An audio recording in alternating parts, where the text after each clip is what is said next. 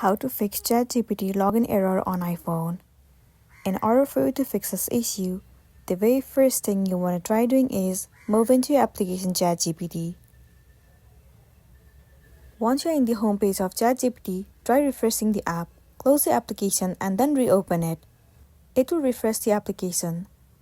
Once done, now the next thing you want to do is move into the App Store.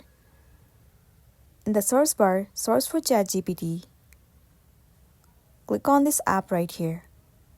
Instead of open, if you see the option of update, then your application is not up to date and it might be the reason that you're facing this issue. In that case, tap on update and update the app. Once you've got the updated version, now move into the settings of a device.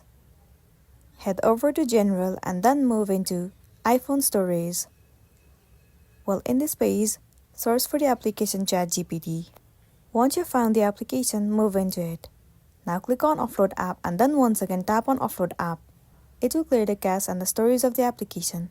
It will also remove all of the unwanted bugs and make your application run smoothly. This might also fix the issue that you have been facing and then you'll be good to go. So that's the wrap for this video. If this video helped you, give it a like and check out our next tutorial. Thank you.